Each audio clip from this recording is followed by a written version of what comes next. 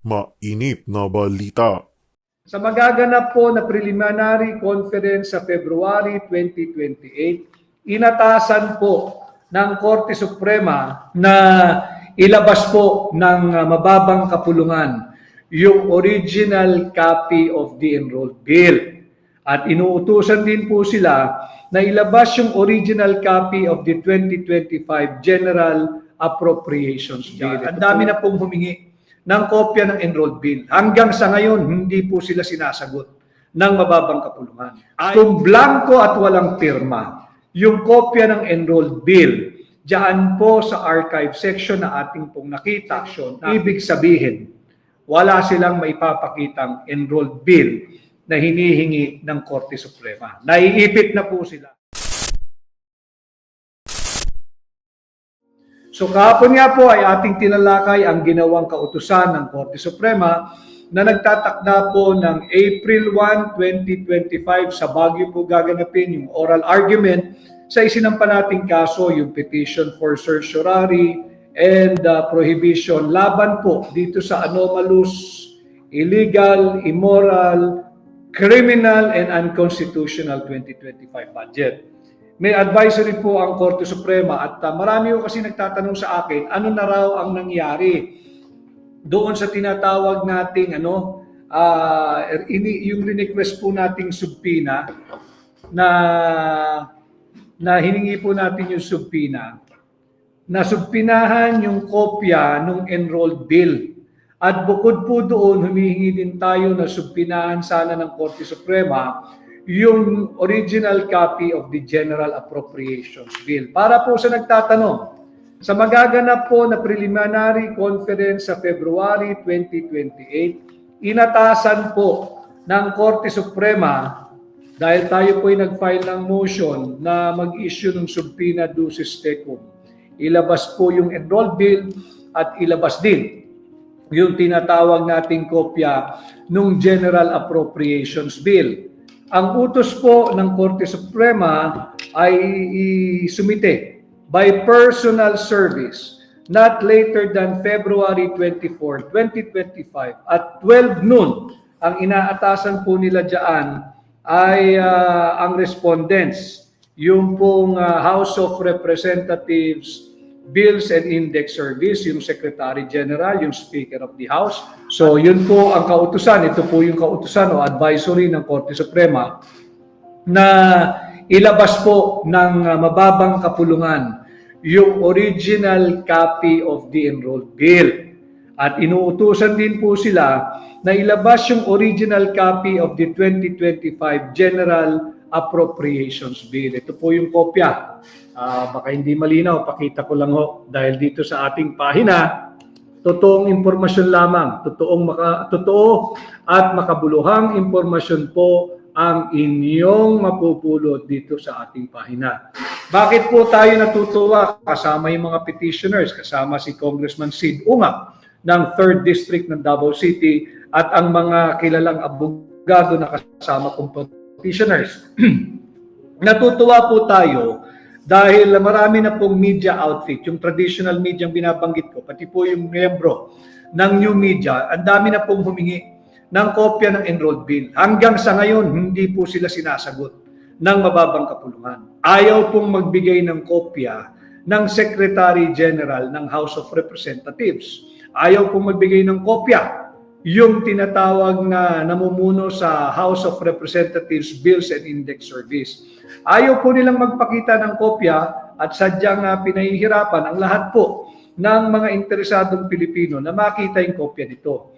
Bagamat last week ay doon po sa isa nating pagla-live, nabanggit ko po sa inyong lahat na sa ating pong pagsasaliksik, meron tayong nakita dyan sa archive section ng House of Representatives, na yun nga po ay blanco po yung pirma ng Speaker of the House. Blanco po yung pirma ng Senate President. Blanco po yung pirma ng Senate Secretary. At blanco po yung pirma ng Secretary General ng House of Representatives. Yan po yung nakita natin sa archive section ng House of Representatives. Ano po ang implikasyon nun? Pag sinabi po nating archive section, yan po yung taguan ng mga orihinal na kopya ng mahalagang dokumento. Kung blanco at walang pirma, yung kopya ng enrolled bill, diyan po sa archive section na ating pong nakita ng ating research team last week, diyan sa archive section, ibig sabihin, wala silang maipapakitang enrolled bill na hinihingi ng Korte Suprema. Naiipit na po sila. Mahalaga ito, buti na lamang nagsaliksik yung ating team, tingnan natin kung meron silang mailalabas na kopya ng enrolled bill na pirmado ng Pangulo ng Pilipinas, ng Senate President, ng Speaker of the House, ng Senate Secretary, ng Secretary General ng House of Representatives. Dahil pag meron silang naipakitang dokumentong pirmado, lumalalim at dumarami ang mga krimen na nagaganap at kanilang ginagawa. Sapagkat wala akong makita roon. Hanggang ngayon, wala pong makita.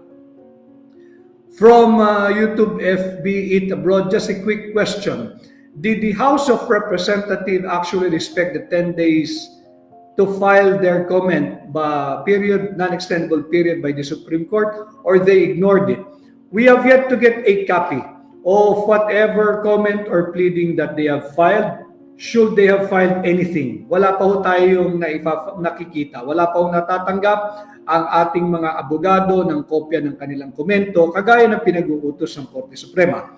Subalit ang maganda ho roon, meron na nga hong preliminary conference na magaganap sa darating na next week, February 28. At yung hinihingi natin na subpinahan at utusang ilabas, yung kopya ng enrolled bill at yung kopya ng General Appropriations Bill, kinatigan rin po ng Korte Suprema.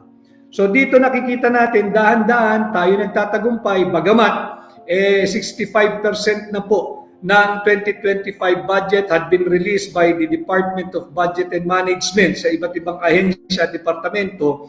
Tinutuloy po natin ito para sa sambayan ng Pilipino. Whether what we're going to have later on is just a paper victory, at least we will be able to have legal and moral victory at hindi na tularan itong baluktot na pagpapasa ng budget sa ilalim ng Marcos administration. So maganda po ito, naiipit po sila, tingnan natin. Kaya ko po ito binabalangka sa ating pagla-live ngayon. Fair warning. Fair warning sa lahat ng matitino at mabubuting empleyado ng mababang kapulungan. Fair warning sa inyong lahat dyan na matitino at mabubuting loob na empleyado ng House of Representatives, ng Committee on Appropriations, pati na ng Committee on Finance ng Senado. Huwag po kayong magpapagamit.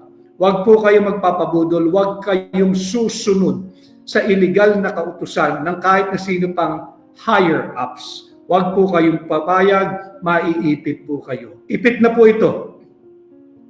Wala silang maipakitang kopya ng enrolled bill. Wala.